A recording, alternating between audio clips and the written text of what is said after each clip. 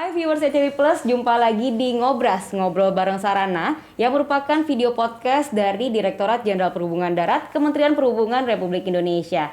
Nah, sebagai informasi juga nih viewers bahwa Kementerian Perhubungan Republik Indonesia melalui Direktorat Jenderal Perhubungan Darat berinisiatif untuk membuat podcast ini sebagai bentuk komunikasi publik untuk menyerukan pentingnya keselamatan bagi pengguna jalan.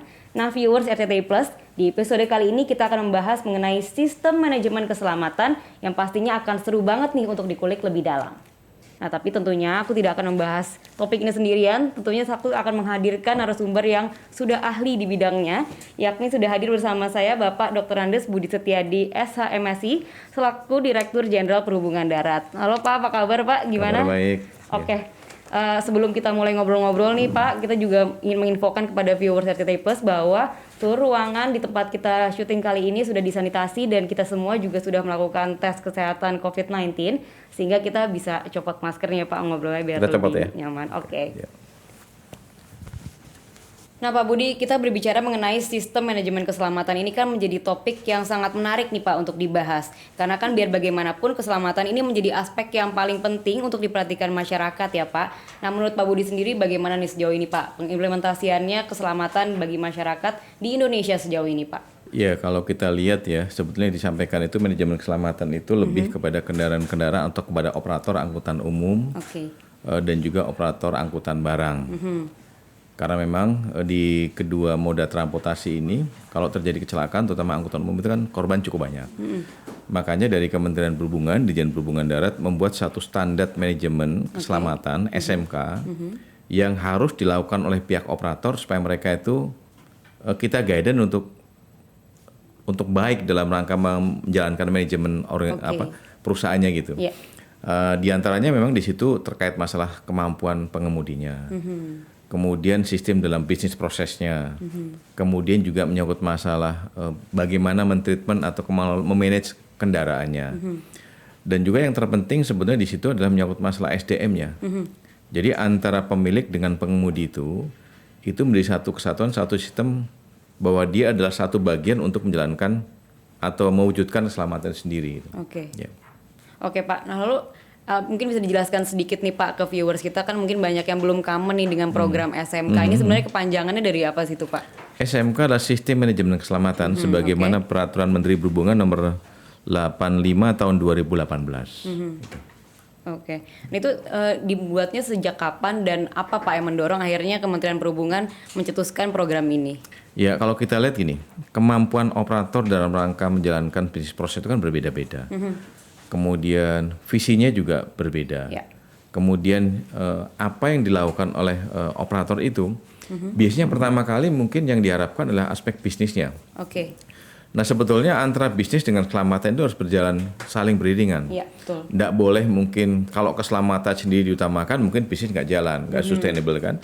Tetapi kalau kemudian orientasi ke bisnis saja, pasti aspek keselamatan juga diabaikan. Gitu. Ya, Pak. Jadi harusnya mungkin operator itu harus memperhatikan dua komponen dalam rangka menyelenggarakan perusahaan itu sendiri.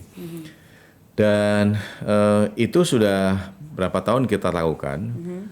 Memang ada beberapa operator yang segera memahami terhadap apa yang dilakukan oleh Kementerian Perhubungan untuk mencegah itu. Tapi juga banyak juga yang belum. Biasanya belum itu ada perusahaan-perusahaan yang mungkin baru tumbuh, baru kemudian akan membuat satu perusahaan dan sebagainya. Tapi kalau perusahaan yang betul-betul mempunyai keinginan untuk memberikan pelayanan yang baik kepada masyarakat dengan visi keselamatan, itu pasti akan menerapkan ini. Oke. Ya. Oke, nah Pak Budi, ini kan masih banyak nih Pak, atau masih cukup tinggi nih angka kecelakaan yang melibatkan angkutan umum nih Pak. Nah kira-kira tuh apa sih Pak yang langkah-langkah yang dilakukan Kementerian Perhubungan melalui Dirjen Perhubungan Darat, melalui program SMK ini untuk mencegah atau mereduce itu Pak supaya tidak tinggi? Iya, untuk mereduce kecelakaan yang belakangan ini ya, sebetulnya selain tinggi juga yang kita khawatir adalah tingkat fatalitas dengan korban yang cukup banyak. Dan salah satu yang kemarin kita evaluasi adalah menyangkut masalah SMK, Sistem Manajemen Keselamatan yang harus diterapkan oleh pihak perusahaan untuk bisa menyiapkan semacam sistem informasi dan kemudian juga menyiapkan dokumen-dokumen yang harus disiapkan oleh perusahaan supaya checklist itu betul-betul dilaksanakan oleh perusahaan. Misalnya kalau mau jalan, kendaraan juga harus kita siapkan dengan baik. Pengemudi juga harus kita siapkan dengan baik. kemudian perlengkapannya dan sebagainya. Oke.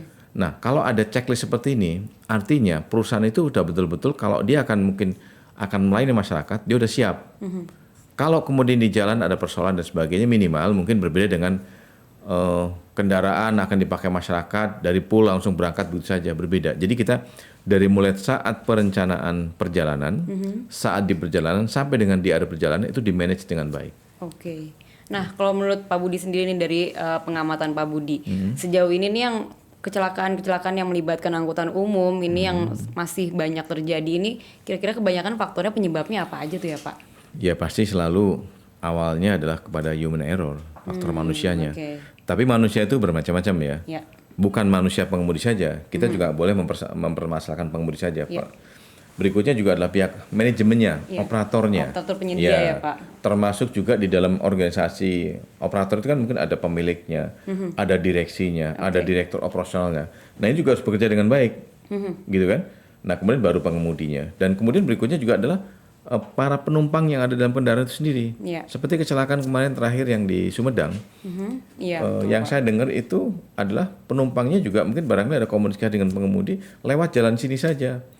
Akhirnya pengemudi mengikuti, padahal kendaraannya bukan untuk digunakan jalan-jalan yang provinsi karena kendaraan bus besar. Kendaraan kan? besar ya Betul, Pak. Itu kan gitu. buat kendaraan pribadi gitu Ya, ya jadi Pak. faktor manusia paling besar, tapi kemudian memang berikutnya adalah biasanya menyangkut masalah manajemen atau kemampuan atau keterampilan pengemudi. Oke. Pada saat kondisi jalan turunan yang panjang, kan dia harus mampu untuk menguasai kendaraan atau memanage antara rem dengan kopling dengan baik. Nah biasanya kalau mungkin dia nggak ahli, dia sering rem, akhirnya mungkin remnya jadi blong. Gitu. Oke. Lalu selain itu juga mungkin ada faktor-faktor misalnya cuaca segala macam itu masih Itu pasti. juga Jadi kalau tinggi faktor nggak, Pak? untuk penyebab kecelakaan kan ada berapa aspek ya. Satu faktor manusianya, kemudian faktor alamnya, faktor jalannya, juga cuaca. Oke. Gitu. Ada 4 faktor itu. Oke, dari Kementerian Perhubungan Republik Indonesia sendiri Pak, apa Pak yang tindakan yang dilakukan mungkin memantau langsung ke operator atau datang langsung untuk memastikan kalau misalnya semuanya sudah dipastikan aman gitu Saya kira Pak? begini, kalau untuk melakukan atau mereduksi kecelakaan yang sekarang ini dari hasil evaluasi yang sedang kita kerjakan, jadi kami sedang mengerjakan bersama KNKT, bersama kepolisian untuk melakukan evaluasi terhadap faktor penyebab yang paling sering terjadi itu apa saja sih. Oke. Intinya kita mungkin ingin mendapatkan satu resume, apa penyebabnya. Ya. Nah kemudian ini sedang berjalan, sedang berproses. Nah kemudian dari proses ini pasti nanti kita akan dapat satu kesimpulan. Oh sering karena memang faktor ini, faktor ini. Nah ini nanti akan kita lakukan perbaikan. Tetapi kita berangkat juga adalah dari pihak operatornya atau pihak dari perusahaannya itu sendiri. Oke. Karena memang faktor dari pihak perusahaan sangat penting sekali. Dan itu kadang-kadang mungkin belum begitu sering tersentuh oleh kita. Kalau pengemudi kan sering mungkin di jalan ada petugas kepolisian dan sebagainya. Tapi kalau perusahaan itu kan jarang. Makanya mungkin penekanan kita pada SMK ini adalah bagaimana perusahaan itu menyiapkan berbagai macam aspek sehingga pada saat menjalankan kegiatan untuk kendaraan itu dia harus mengutamakan aspek keselamatan sendiri. Oke, nah tentunya kita juga penasaran nih Pak untuk mengetahui sebenarnya sejauh ini SMK ini sih manfaatnya untuk para pengguna atau khususnya operator penyedia jasa angkutan umum ini apa saja sih Pak yang sudah dirasakan? Saya kira yang pertama adalah kita ingin memastikan kalau operator itu sudah ada aturan dari kita dan kita sudah buat peraturan menterinya. Ya. Jadi kita ingin memastikan apakah pihak operator telah mengimplementasikan menjalankan SMK ini dengan baik dan benar. Ya. Dan kemudian manfaat berikutnya sebetulnya ada kepada pihak operator sendiri. Kalau kecelakaan tidak pernah terjadi, Ya. kan artinya masyarakat ada kepercayaan kepada operator itu, Ya. gitu kan? Yang tadinya mungkin barangkali kita ragu-ragu jadi percaya, oh berarti perusahaan ini sangat bagus. Jadi menguntungkan secara ekonomi juga Kita ya kira Pak? begitu. Dan kemudian saya kira dengan perusahaan itu mendapat keuntungan demikian berarti citra dari perusahaan juga cukup bagus juga kan di mata masyarakat. Gitu. Oke, jadi sebenarnya ini bentuk fasilitas dari pemerintah untuk meningkatkan kepercayaan publik kepada perusahaan angkutan umum itu Ya, sendiri saya kira ya begitu. Pak? Jadi satu sisi kita dapat manfaat, meningkatkan aspek keselamatan kepada semua operator. Yang manfaat berikutnya, masyarakat juga ada kepercayaan untuk menggunakan kendaraan-kendaraan yang ada di semua perusahaan itu. Dan kemudian perusahaan juga semakin di mata masyarakat, perusahaan semakin ada kepercayaan juga. Oke, nah Pak Budi, sebenarnya nih program SMK ini nih difokuskan untuk perusahaan operator angkutan umum atau juga bisa diimplementasikan juga kepada pengguna kendaraan secara individu? Kalau pengguna kendaraan secara individu perorangan, ya saya kira itu kan cukup banyak sekali ya. Kita lebih mengutamakan kepada kendaraan angkutan umum atau pariwisata. Kenapa demikian? Karena memang kan ada tanggung jawab moral dari perusahaannya, dari pengemudinya. Karena di situ ada masyarakat yang mungkin menggunakannya kan. Tapi kalau untuk perorangan ya saya kira untuk sistem manajemen keselamatan semuanya saja. Memang sepanjang baik untuk keselamatan diri sendiri saya kira bisa saja. Jadi kalau mungkin secara dari aspek yang luas, ya masyarakat pengguna kendaraan pribadi bisa saja menerapkan itu semuanya. Dan saya juga sering menyampaikan, sebetulnya kalau kita mungkin akan melakukan perjalanan, yang perlu dilakukan pertama kali adalah manajemen dalam berkendara itu sendiri. Ya. Nah Pak Budi, tapi sejauh ini nih Pak, bisa kasih bocoran nggak Pak? Ada nggak sih Pak masih perusahaan penyedia jasa angkutan umum yang masih nakal gitu Pak? Kalau dari kalkulasi saya ya, atau pendapat saya, bukan masih ada, cukup banyak. Oh gitu, justru masih banyak. Ya, cukup banyak yang gimana nih Pak, yang bandel-bandelnya ya Pak ini Pak? Ya, kalau menurut saya mungkin barangkali untuk menerapkan SMK ini kan memang ada beberapa ketentuan, ada beberapa tool yang harus dilakukan, ada beberapa pelatihan dilakukan. Sebetulnya kalau ingin dilakukan itu tidak begitu berat menurut saya sih, tapi memang butuh investasi. Pelatihan kepada pengemudi butuh, itu kan butuh investasi juga gitu. Tapi kalau sepanjang memang kita dalam rangka penyelenggaraan bisnis ada untuk keselamatan, ya kenapa tidak? Karena satu pengemudi pada saat menjalankan kendaraannya, kalau dia bisa mengemudi dengan baik, investasi satu mobil itu kan sampai dengan 3 miliar. Jadi dia juga diberikan tanggung jawab dengan anggaran yang cukup besar untuk mengamankan itu. Nah kalau untuk perusahaan-perusahaan yang mungkin masih bandel gitu kan, katakanlah Pak, yang masih belum mematuhi SMK sepenuhnya, upaya dari Kementerian Perhubungan sendiri apa nih Pak untuk supaya mereka itu tuh yang sedang paham kita lakukan, gitu? Yang sedang saya lakukan kemarin dengan belajar dari kasus yang di Sumedang, kemudian yang di Cikidang di Sukabumi, kemudian yang di Pagar Alam, kemudian yang di Tanjakan Emen. Jadi kita sedang mengevaluasi, mengaudit semuanya, memapping semuanya bersama KNKT, bersama kepolisian. Dan kita harapkan minggu depan sudah bisa kita presentasikan dan kemudian nanti rekomendasi seperti apa dan akan kita jalankan sama-sama. Pak, menarik nih tadi kita membahas operator penyedia jasa angkutan umum. Kan sekarang nih yang lagi hype ini kan angkutan umum online nih ya Pak. Sejauh ini apakah gimana nih Pak? Mereka sudah menerapkan SMK dengan baik atau enggak nih Pak? Operatornya atau kemudian taksinya? Operatornya, pengendaranya juga gitu Pak. Kalau di dalam untuk yang online ya, kita ada dua ya, ASK, angkutan sewa khusus, atau kemudian ojek online. Di dalam dua peraturan Menteri Perhubungan itu, baik untuk ASK maupun ojek online, itu semuanya adalah kita mengarahnya kepada perlindungan keselamatan baik kepada pengemudinya termasuk kepada penggunanya. Jadi tentunya mungkin peraturan Menteri Perhubungan terkait masalah ojek online maupun taksi online ini arahnya juga adalah untuk keselamatan para penggunanya juga. Pak, ini kan kalau dari perusahaan-perusahaan penyedia jasa angkutan umum ini sendiri, saat dia untuk mematuhi SMK itu apa sih Pak prosedurnya yang harus mereka lakukan? Ya saya kira saya udah minta kepada Pak Direktur Sarana untuk membuka coaching klinik supaya para pengusaha, saya kok persoalan gini, kalau masih banyak masyarakat atau operator yang belum menerapkan SMK, saya nggak langsung menyalahkan kepada mereka. Saya coba introspeksi dulu, apakah kita sudah melakukan edukasi, apakah kita sudah melakukan sosialisasi terhadap peraturan Menteri Perhubungan ini gitu. Kalau belum ya saya minta mungkin sekarang didorong lagi untuk melaksanakan, sehingga nanti semakin banyak para pengusaha yang tahu gitu kan. Nah sementara mungkin anggapan saya mungkin banyak yang belum tahu. Nah kita harapkan dengan kejadian seperti ini menjadi pembelajaran kita. Ya kita harapkan ke depan kita harus banyak lagi melakukan edukasi atau coaching klinik kepada perusahaan-perusahaan itu untuk menerapkan SMK ini. Tentunya salah satunya melalui podcast ini ya Pak, supaya lebih kenal lagi tentang SMK. Saya kira dengan podcast seperti ini kan nanti akan menyebarkan informasinya kan, pesannya juga. Lalu Pak, nih sejauh ini gimana nih Pak respon dari pihak-pihak terkait khususnya perusahaan angkutan umum melalui adanya manajemen keselamatan ini sendiri Pak?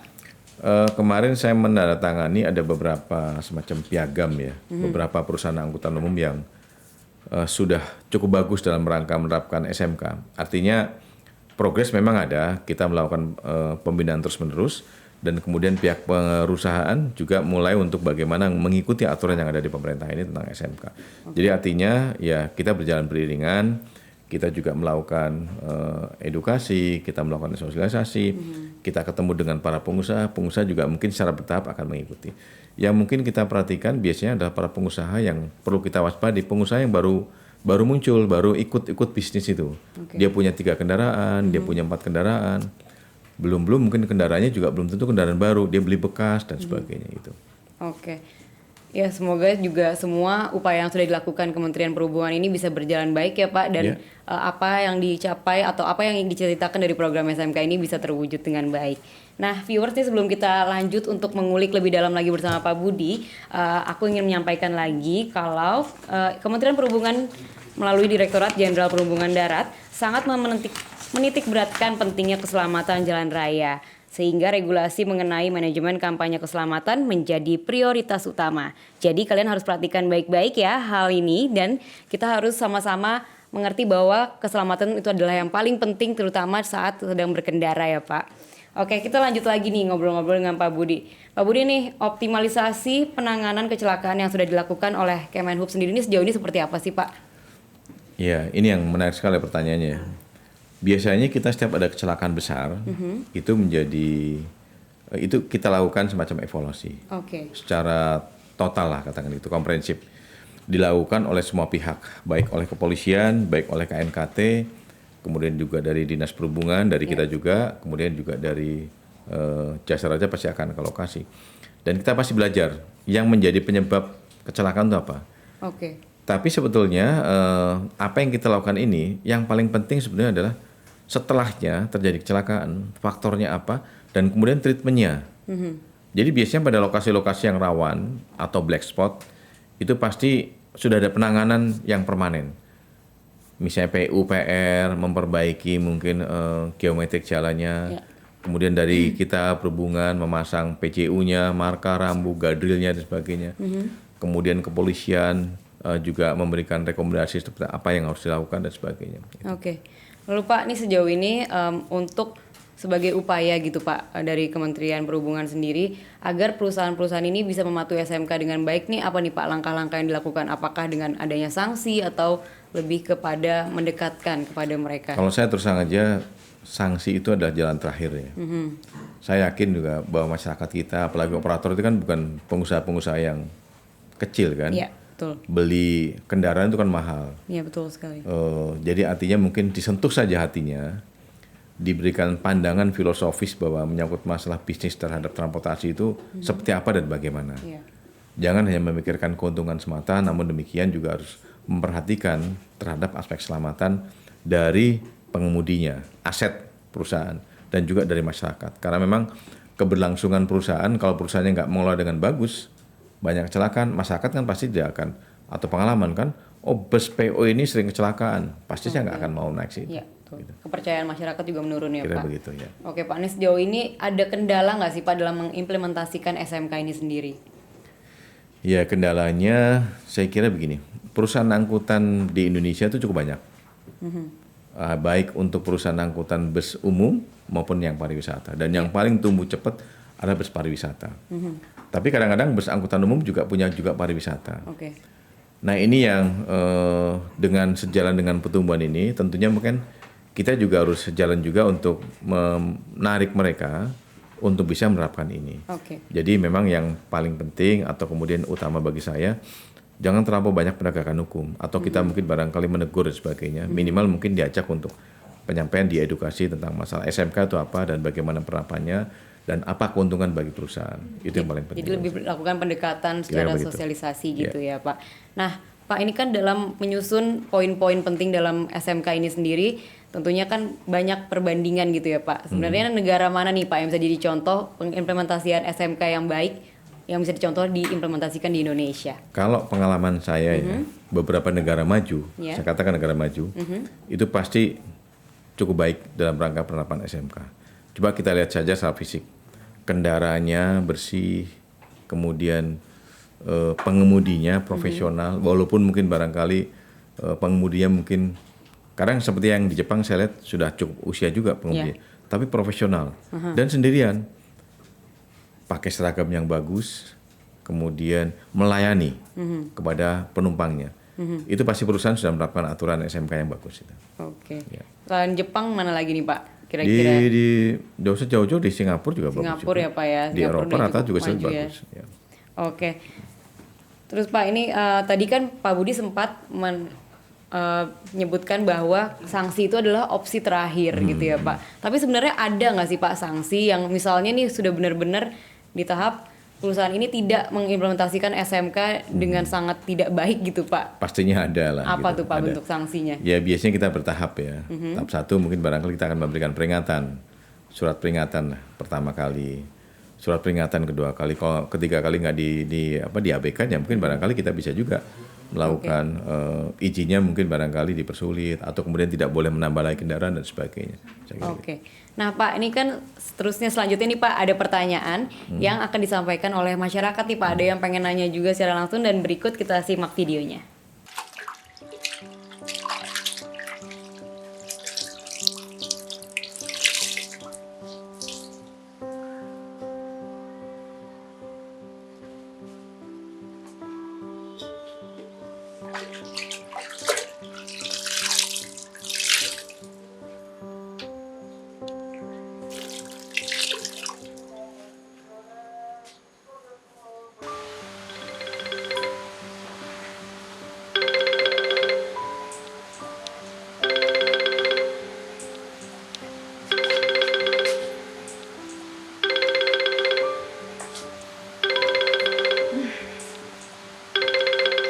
Ya, halo. Halo Ma, Iya. Papa masih di jalan nih. Kenapa? Baru aja ada kecelakaan bus nabrak pembatas jalan. Tapi nggak apa-apa kan? Iya, Papa nggak apa-apa. Cuma hampir aja tadi tabrakan beruntun. Ya udah. Doain Papa ya selamat sampai tujuan ya Ma. Semoga lancar ya. Selamat sampai tujuan ya. Assalamualaikum. Ya, waalaikumsalam. Mulai banget ya nak. Semoga kita doain papa nggak kenapa-napa ya di jalan biar bisa main nanti sama kamu. Baik juga ya nak dapat kabar kayak gini. Kita doain semoga papa nggak apa-apa ya di jalan. Kalau ada kayak gini sebenarnya masyarakat bisa ikut terlibat ya dalam sistem manajemen keselamatan di Indonesia. Nah itu dia tadi Pak pertanyaannya nih tadi yang disampaikan adalah bagaimana nih Pak apakah masyarakat juga bisa ikut berpartisipasi dalam menyukseskan SMK ini sendiri Pak? Saya sering menyampaikan dalam setiap kesempatan ya, untuk suksesnya SMK, untuk terwujudnya SMK, bukan tanggung jawab pemerintah saja. Oke. Bahkan menurut saya, masyarakat itu mempunyai peran besar untuk mengajak atau memaksa para operator itu menerapkan standar manajemen keselamatan yang baik. Karena sebagai yang bersentuhan langsung ya Kira-kira Pak? begitu. Analoginya begini, kalau saya sebagai pembeli di toko, pasti saya akan memilih barang yang bagus kan. Kemudian berikutnya pasti harga juga akan menentukan. Oke. Nah sama kalau mungkin saya akan menggunakan kendaraan bus, ya saya pilih yang bagus dong. Saya boleh nanya juga kan, pengemudinya siapa, Iya. pengemudinya bagaimana, kendaraannya apa, tahun berapa, izinnya ada atau tidak, seperti itu kan. Oke. Nah masyarakat jangan kalau kemudian menggunakan kendaraan untuk pariwisata, itu hanya kemudian, oh ini murah, gitu kan. Iya. Tapi murah kalau nggak terjamin keselamatannya mau nggak? Nggak mau kan? Iya, betul. Jadi lebih baik menurut saya harus ada keseimbangan. Karena kita bicara di jalan ada keselamatan, gitu kan. Jadi artinya menurut saya masyarakat punya hak dan kewajiban menurut saya wajib juga menanyakan kepada perusahaan kalau perusahaan nggak menerapkan SMK yang baik. Atau perusahaan tidak memberikan jaminan keselamatan, nggak usah dipakai. Oke. Masih ada yang lain kok perusahaan yang mungkin barangkali lebih peduli dalam aspek keselamatan. Tapi jangan kemudian dari sisi harga saja gitu. Jadi masyarakat juga harus proaktif ya Pak memilih mana kendaraan yang aman Ya, itu untuk kan hak digunakan. masyarakat juga Ya, kan, betul. gitu. Oke Pak. Lalu di tengah situasi pandemi COVID-19 saat ini nih Pak, apakah sudah ada Pak rencana untuk kan Bapak bilang masih banyak perusahaan-perusahaan yang belum menerapkan SMK dengan secara utuh gitu Pak. Adakah upaya untuk melakukan sosialisasi secara virtual gitu Pak?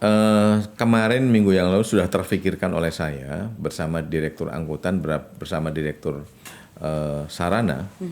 Kita akan roadshow dari mulai Sumatera sampai dengan ke beberapa provinsi untuk datang untuk silaturahmi untuk ketemu dengan pengusaha angkutan baik angkutan umum atau kemudian angkutan pariwisata. Dan di dalam pertemuan itu, Oke. saya akan menyampaikan pandangan saya dan juga kondisi existing terhadap bagaimana sih para pengusaha ini menyiapkan kendaraan, menyiapkan mungkin jasa di bidang transportasi kepada masyarakat. Oke. Ya, saya akan buktikan bahwa dengan adanya kecelakaan berarti kita masih jauh dari harapan kita kan. Iya, Seperti itu. betul. Oke Pak, ini kan sebelum kita bahas lebih jauh lagi, mengulik lebih dalam lagi tentang SMK ini, sebenarnya mungkin bisa Pak disampaikan juga ke viewers yang mungkin masih awam dengan SMK ini, poin-poin penting apa saja Pak yang ada di dalam SMK itu sendiri nih Pak? Ya, poin-poin yang sangat penting di dalam standar manajemen keselamatan itu diantaranya adalah menyangkut masalah komitmen dan kebijakan dari perusahaan. Komitmen perusahaan untuk keselamatan dan kebijakan apa saja yang dilakukan oleh perusahaan supaya keselamatan itu menjadi prioritas. Oke. Yang kedua adalah menyangkut masalah pengorganisasian, sangat penting sekali. Kita ingin melihat SDM di situ sebagai katakan mungkin direksinya siapa dan sebagainya. Dan kemudian juga menyangkut masalah manajemen bahaya dan juga risiko. Kemudian ada dokumentasi dan data yang ada di situ. Kemudian alat tanggap darurat baik di tempat perusahaannya maupun di kendaraan. Kan kita di setiap kendaraan bus itu ada alat tanggap darurat. Misalnya palu pemecah kaca, kemudian safety belt dan sebagainya. Kemudian juga adalah menyangkut masalah pelaporan kecelakaan internal dan juga menyangkut monitoring dan evaluasi dari perusahaan itu sendiri untuk melihat perkembangan, mengikuti perkembangan selama menjalankan kegiatannya. Oke Pak, lalu apa sih Pak yang dilakukan perusahaan setelah mereka menyusun dokumen SMK tersebut Pak? Persyaratan untuk mendapatkan satu katakan kualitas atau semacam dia mendapatkan sertifikat SMK yang baik, ya sekira langkah-langkah yang kami sampaikan tadi itu harus dipenuhi semuanya. Nah, kalau sudah dipenuhi, baru nanti kita mungkin akan memberikan semacam sertifikasi kepada perusahaan itu bahwa perusahaan itu sudah menerapkan SMK. Dan kemudian dengan sertifikasi itu, ya memang harus di-maintain. Bisa saja sudah dapat sertifikat, kalau nggak di-maintain dengan baik, mungkin akan downgrade ya. Nah, yang kita harapkan adalah bisa dipertahankan bahkan lebih baik lagi. Oke Pak, lalu dokumen itu sendiri punya masa berlakunya nggak sih Pak, atau expired date-nya sehingga nanti kalau misalnya sudah habis harus diperbaharui lagi? Atau sudah tetap dari awal? Pasti harus di setiap saat harus di-upgrade ya. Harus, karena memang kita juga setiap saat juga harus melakukan pengecekan, melakukan evaluasi terhadap perusahaan-perusahaan itu. Oke. Lalu Pak, adakah nih Pak pembinaan khusus dari Kemenhub untuk perusahaan angkutan umum untuk mengatasi permasalahan transportasi tadi Pak? Kita sering ketemu, bahkan ini mau kita jalankan lagi dengan para pengusaha. Baik pertemuan yang sifatnya informal, jadi banyak para pengusaha yang mungkin dengan kemauan sendiri, dengan inisiatif sendiri, itu suka datang ke kita, diskusi, menanyakan dan sebagainya.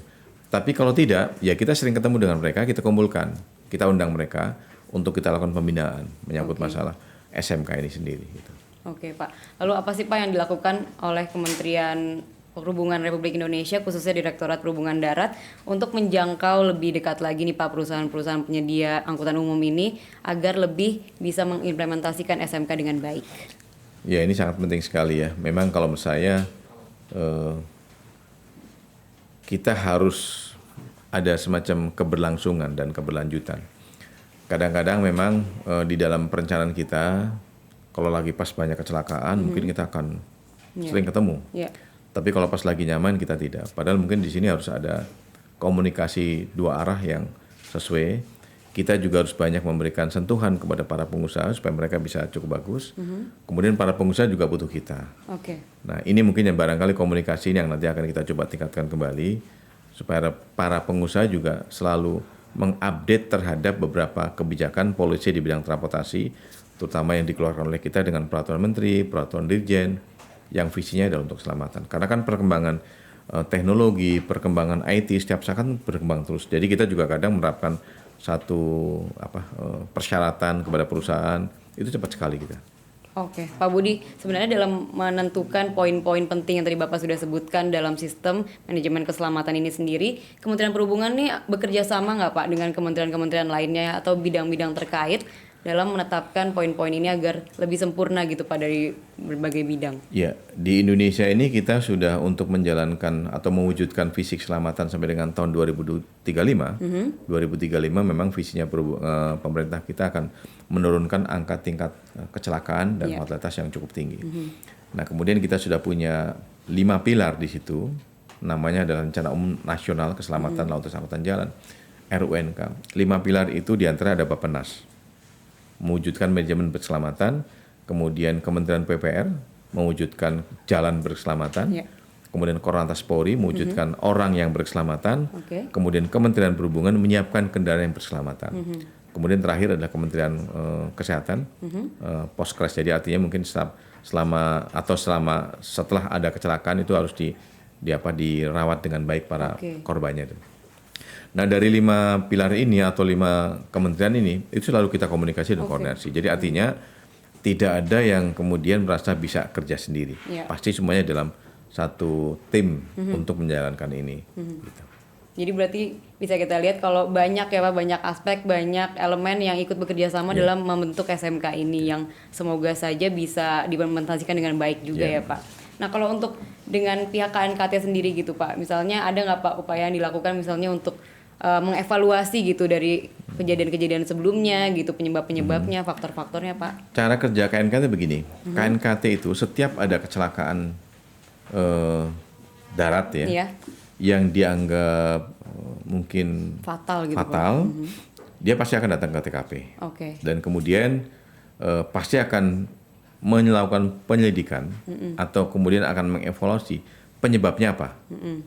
Nah, kemudian setelah didapatkan faktor penyebabnya, KNKT pasti akan memberikan rekomendasi, baik secara tertulis resmi atau kemudian kadang-kadang juga mengundang kita untuk menyampaikan presentasinya. Oke. Nah, di dalam surat yang disampaikan KNKT itu pasti diminta kepada setiap kementerian untuk melakukan langkah-langkah supaya pada lokasi itu atau secara mungkin di tempat lain tidak terjadi kecelakaan dengan case yang sama. Oke. Gitu. Jadi sangat efektif KNKT itu keberadaannya. Tinggal mungkin barangkali adalah kecepatan kita pemerintah dari katakan kepolisian, PU atau kemudian perhubungan untuk melaksanakan apa yang menjadi rekomendasi dari KNKT itu sendiri. Oke. Gitu. Oke Pak, nih kalau misalnya nih Pak, aku atau ada viewer RCTI Plus juga yang tertarik gitu misalnya untuk membuat perusahaan rental mobil gitu Pak, itu nanti untuk bisa dinyatakan lolos menerapkan SMK ini tuh gimana Pak caranya? Kalau ingin menjadi perusahaan seorang kecil gitu, pengusaha Pak. ya, kita kan ada sementara mungkin ada perizinan menyangkut masalah untuk pengusaha angkutan multimoda. Itu mengajukan dulu ke Spionam. Jadi kita punya aplikasi namanya Spionam. Oke. Sistem perizinan online untuk angkutan multimoda. Nah, kemudian setelah ada perizinan itu secara bertahap baru kemudian ketentuan menyangkut masalah SPM ini harus diterapkan. Oke. Ya. Jadi semuanya disediakan secara online ya Pak, Ya. jadi mudah sekali caranya.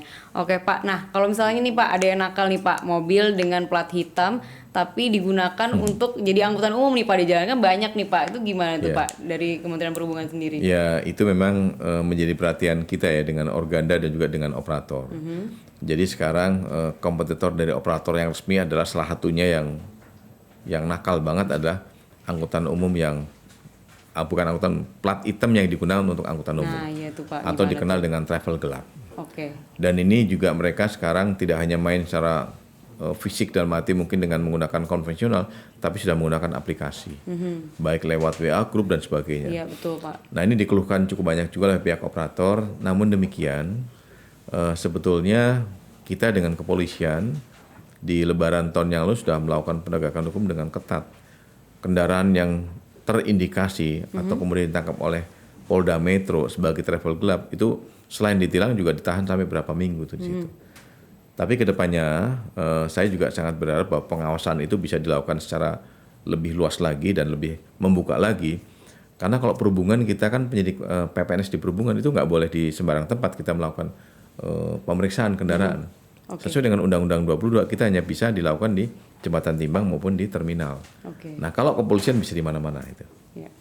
Ada tindakan atau sanksi tadi Pak untuk kendaraan-kendaraan yang nakal ini Pak? Yang jelas memang kalau menurut saya sanksi dalam Undang-Undang 22 itu kan berarti kendaraan yang digunakan bukan untuk peruntukannya. Denda tilangnya nggak begitu besar, paling cuma 200.000 gitu. Nah, sedangkan kalau 200.000 dia bisa narik mengangkut penumpang sekitar 7 atau 8, itu bisa dapat sekitar 1,5 juta. Jadi ya mungkin jalan terus. Nah, makanya waktu itu Polda Metro waktu ada Lebaran tahun yang lalu itu pernah melakukan nahan sampai dengan 300 kendaraan. Oke, wow. Tapi banyak sekarang ya, pun Pak. masih, kalau kita lihat mungkin masih banyak juga gitu. Jadi mungkin barangkali salah satu solusinya nanti akan kita ngusulkan nih Oke. ke Komisi 5 DPR, satu sanksi yang diperberat. Yang kedua, tanggung jawab bukan kepada pengemudinya, tapi adalah kepada pengusahanya. Ya. Gitu. Jadi pengusaha juga mungkin yang dikenakan sanksi. Jangan semua sanksi itu kepada pengemudinya. Oke, nah tadi Pak Budi mention soal Lebaran, saya jadi inget bentar lagi mau masuk musim mudik nih Pak. Apalagi kan nih rencananya tahun ini mudik sudah mulai diperbolehkan lagi di beberapa wilayah Kata ya siapa? Pak. Rencananya gitu Pak, belum selesai tapi. Oh gitu ya Pak, jadi gimana tuh Pak? Sekalian konfirmasi nih, jadi gimana nih Pak sejauh ini rencananya kalau soal Ya, mudik? waktu rapat di Menko Perekonomian minggu yang lalu, minggu ini tapi hari Senin kalau nggak salah, itu sudah diputuskan kita akan memberikan rekomendasi Oke. untuk dilarang mudik. Oke. Ya, Ya. terus barusan ini saya baru selesai rapat dengan Menteri Menko PMK dengan beberapa kementerian sudah diputuskan tidak boleh mudik. Ini baru nih ya, perlu diperhatikan juga oleh viewers Tapers, jadi masih belum boleh mudik nih ya Belum Pak? boleh mudik. Oke. Ya, kenapa demikian? Karena memang data yang ada di Kementerian Kesehatan dan juga gugus tugas, setiap ada kegiatan dan kemudian ada cukup banyak juga pergerakan mobilisasi masyarakat ke beberapa tempat, ada peningkatan COVID itu sampai dengan 30%. Nah, sekarang Indonesia kan sudah agak menurun kan. Nah, kita harus jaga semuanya. Oke. Nah, untuk menjaga itu, tadi sudah diputuskan supaya mudik tahun 2021 tidak boleh.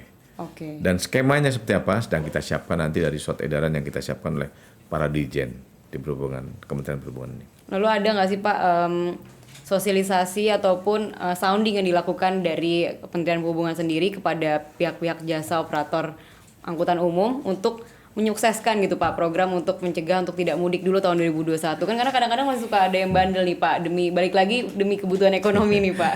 Ya memang pasti para pengusaha operator kendaraan angkutan umum pasti kecewa. Udah 2 tahun ya. Yeah. Karena biasanya saat Lebaran itu adalah saat puncak-puncaknya.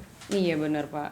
Ibaratnya mungkin ya pendapatan paling tinggi saat Lebaran itu. Iya, tidak bisa dipungkiri mereka Tapi mengharapkan secara organisasi organda juga banyak operator. Ini kan bukan demi kepentingan bisnis semata dari pihak operator kan, Iya, betul. tapi kepentingan negara yang lebih besar lagi. Iya.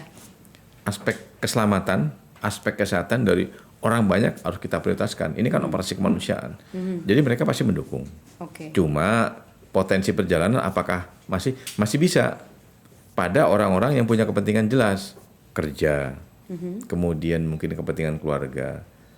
Tapi semuanya harus ada persyaratan. Dan sedang kita rumuskan, kalau orang itu akan melakukan perjalanan, syaratnya apa? Oke. Gitu. Nah, kalau misalnya masih ada yang nakal nih Pak, jangan kan 2021 Pak, 2020 kemarin aja masih ada yang bandel nih Pak, tetap berangkat mudik. Berarti kan nggak cuma penggunanya tapi kendaraannya juga Ya menyediakan. saya kira Gimana ini tuh, kan Pak? kedua kali ya kita melakukan pengamanan atau kemudian melakukan tindakan untuk pelarangan orang mudik. Kita pengalaman bagaimana modus-modus di tahun 2020 kemarin. Iya.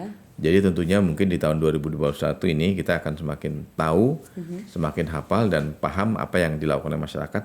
Sehingga mudah-mudahan baik kepolisian, TNI, kemudian Dinas Perhubungan, Pol PP, kemudian gugus tugas yang di lapangan, ini akan bisa lebih maksimal lagi dalam rangka melarang atau mencegah masyarakat yang indikasinya mudik itu melanjutkan perjalanan. Jadi tentunya mungkin sampai dengan tahun ini kita kembalikan lagi ke daerah asalnya. Oke, itu penting ya viewers diperhatikan tadi yang sudah disampaikan Pak Budi kalau tahun 2021 ini juga jangan mudik dulu, sabar dulu, tahan di rumah aja lebarannya. Ini demi keselamatan bersama ya Pak, demi untuk menyelesaikan pandemi COVID-19 ini. Nah Pak Budi nih terakhir mungkin bisa Pak disampaikan apa yang Bapak ingin sampaikan kepada para perusahaan angkutan umum juga masyarakat luas tentang pentingnya nih Pak menerapkan sistem keselamatan ini Pak.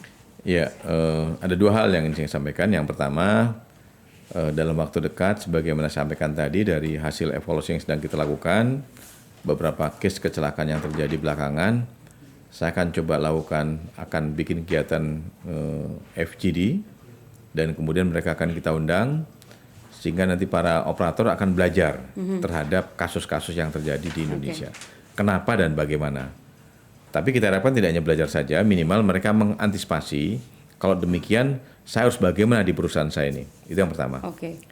Jadi saya mengundang kepada pihak operator yang memang ingin mengembangkan usahanya dan kemudian ingin tetap bertahan dalam kondisi seperti ini, sehingga masyarakat semakin ketergantungan lah dengan perusahaan itu, ya marilah mungkin nanti sama-sama pada saatnya, insya Allah mudah-mudahan minggu depan bisa saya jalankan FGD ini. Oke. Yang kedua, apa yang sudah dilakukan oleh pemerintah, regulasi yang sudah kita buat, kalau sudah tahu jangan pura-pura nggak tahu, jalankan saja. Minimal gini, bukan akan menghilangkan sepenuhnya, minimal meminimais terhadap kecelakaan yang terjadi. Saya kira ya kita semuanya harus aware, dan kemudian juga dari sisi kemanusiaan juga harus mungkin muncul dari kita semuanya, sehingga kalau kita menyelenggarakan satu bisnis untuk operator, baik itu angkutan umum atau angkutan pariwisata, jangan hanya berpikir keuntungannya semata, tapi berpikirlah adalah keselamatannya, keuntungannya juga demikian, sehingga nanti perusahaan semakin lama akan semakin maju, semakin besar, tapi sambil kita memberikan kepercayaan kepada masyarakat bahwa perusahaan saya patut diperhitungkan dan sudah menjalankan kebijakan pemerintah. Oke Pak Budi, tapi aku penasaran nih Pak. Sebenarnya kalau untuk kendaraan angkutan barang sendiri nih Pak, kebijakan SMK-nya seperti apa? Karena kan mereka juga perlu memperhatikan itu, karena kan walaupun tidak mengangkut manusia ya Pak. Ya, prinsip sama, nggak beda jauh dengan pihak angkutan umum, sama saja. Gitu. Prinsipnya tetap sama, jadi tetap memperhatikan poin-poin yang sama ya Pak, meskipun yang diangkut nih barang gitu ya Pak. Sama saja. Oke. Nah Pak Budi, kita bisa ngobrol-ngobrol lagi soal SMK nih Pak. Kalau misalnya ini kan baru dibuat tadi tahun berapa Pak SMK? Tahun 2018. Oh 2018 ya Pak. Nah sebenarnya dari sejak dibuat tahun 2018 hingga sekarang nih Pak, masa-masa yang paling banyak nih Pak terjadi kecelakaan itu tuh di masa-masa hari-hari seperti biasa saat ini, atau justru di saat-saat lagi high season gitu Pak? Kalau sepengetahuan saya berasa high season. High season selalu ya Pak. Itu biasanya faktornya apa aja tuh Pak? Apakah karena di jalanan banyak kendaraan lainnya atau biasanya gimana, kalau Pak? high season itu kan banyak potensi pelaku perjalanan.